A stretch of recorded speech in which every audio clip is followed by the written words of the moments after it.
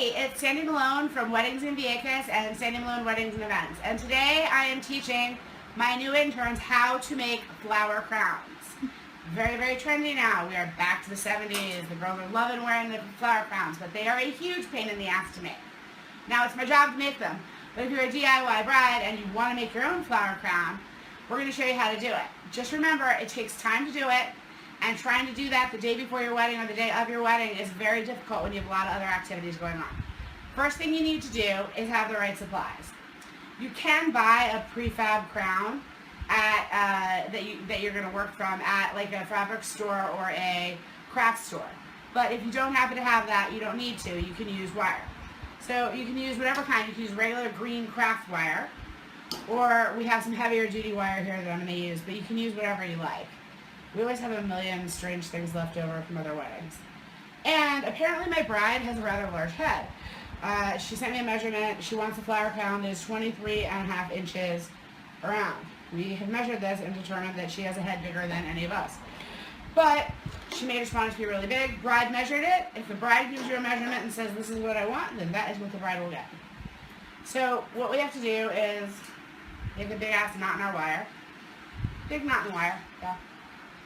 This is the shit that always makes you feel really smart when making a videotape. We've measured that. We know that that's going to be approximately like that. It's wire. You can make it round after you form it, okay? So you don't have to be a perfectionist from the beginning. That's okay.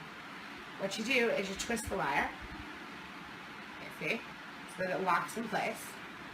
And then you're going to need more wire. And how do you get it to work? You need to really twist it around. Sometimes it's a lot easier to work with little pliers, jewelry pliers you can buy at a craft store, than to just use your fingers, because you will tear up your nails in the process, which that's an issue for me. So what you're going to do is essentially take the wire and wind it so you're making it twice as strong. Okay. You've established the size by the way that you twisted and locked it in on the first one. And so then you just wind it around. And if you are using a super thin craft wire, this stuff is a lot thinner, see? So you have to do more laps with it. If you use the fat stuff, it's easier to do. So you take it around, around. To tie it off, you're going to loop tight on the end. Do you see this? And you want to have it be nice and tight and consistent. And then take it back the other direction, and you need to have wire cutters. And I have jewelry size wire cutters over there too, and those are just fine. These are just the big ones in the drawer that I grabbed. You got this. This is ugly. You can't put this on your head and wear it for a wedding. Wow, I could stick this over my full head. She's right. She has a big head. Okay. So then you move on to, it's time to cover this thing because it's butt-ass ugly, right? So how do you make it go from butt-ass ugly to bohemian, vintage, and floral? The introduction, ladies and gentlemen, of floral tape. If you have never worked with flower tape before, this is the kind you want to get, floral tape. It doesn't seem to be sticky. And the reason is because it becomes sticky, the glue is activated by water. So see this cup here? Filled with water. Okay. Have an intern handy, you can torture them. And you have to figure out where the tape starts. Great. Guess I should have done this before we started taping this, huh? Alright, and when you get really annoyed, you just okay. Great. So, alright, so you're going to start by taking the flower tape.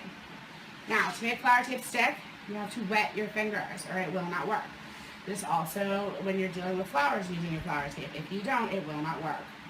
Alright, and then you're literally going to do this. You are going to wrap it around and around and around, and you're going to cover the wires. Okay, so we are back with the finished wrapped crown. Compliments of Caren. This is why we have interns. Yeah. This particular bride has asked for us to use these purple dendrobium orchids and baby's breath, which I like to refer to as baby's ass, because that is what it smells like. Awful. Not pleasant. Ugh. Anyway, so we're going to put baby's butt and orchids on this flower crown so it's all pretty.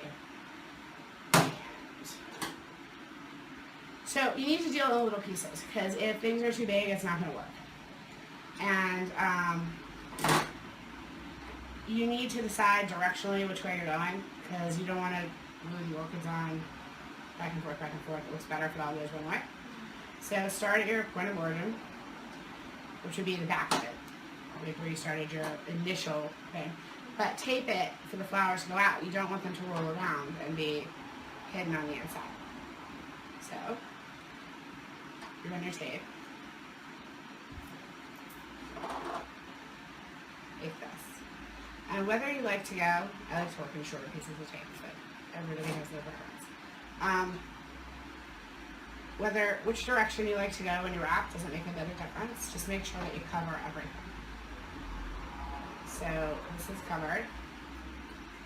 And I'm going to sneak in baby's breath right behind this.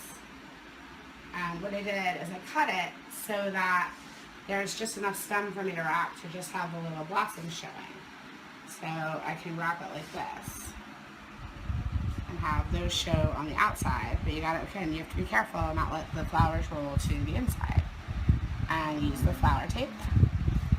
And if it stops being sticky enough for you, you just wet your fingers again. Sorry. So I'm going to go with the Baby's Breath Orchid pattern all the way around. And so I need to get more Baby's Breath. And plop it on right here. And again, you gotta make sure because it wants to roll over. And the blooms want to roll to the inside. And you have to keep it where you want it to be until you have the tape on. So the nice thing about this tape, although it takes a little bit of practice to work with, is it's very forgiving. It stretches a little bit. You can mush it flat. It's a lot more useful than a lot of other things. Right. No, don't roll. Don't roll. I can see the tail end of my baby's breath and I'm annoyed by this. But we're going to be playing with some ribbon too. So the thing is, you don't want to leave a bunch of stems sticking out like that. So that's when you want to come back and wrap it again. Because you're not entirely sure where the ribbon's going to cover. Okay, so then you smooth it over.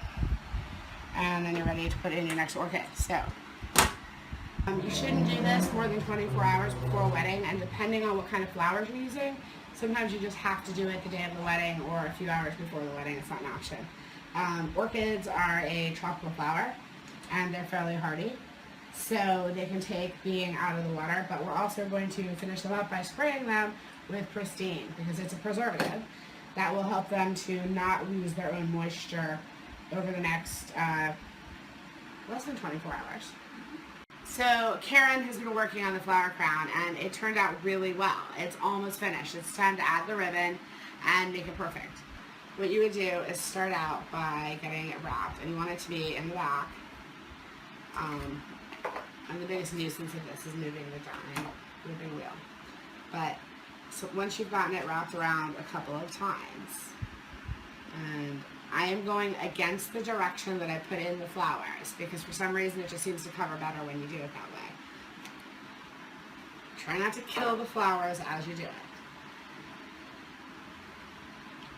But once you've gotten it anchored pretty well, go back, go to the underneath, go to your start point, and you can use a pin to anchor in very carefully your start point. And then you just take this and you wrap it so that as much of the green is covered as possible. So what she's doing now is she's putting the ribbon on it, but she's making sure that it's tight enough all the way around. So intern quiz, it's your second day in the office? Third? Day 3? Second day? Third day on the island? Yeah, okay, what's the bride and groom's names for tomorrow? Jessica and Dave. Woohoo! Okay, you score points for that. Caren finished the flower crown, and it looks really good. And look how pretty the ribbons look on the back of it. And they're going to stream. And you have to model the crown and play bride. Because you're the only one here with the head even close enough to the size of this measurement. It's going to fall off, isn't it? The bun. Catch Okay, it. well, it's a little big for her head, and she's got a bun in, but it's measured exactly for, this is not a demo on how to attach it.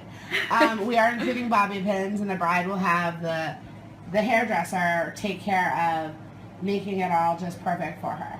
So anyway, this is how you do a flower crown, and make sure that when you're transporting it that you don't let the ribbons get all tied up in knots.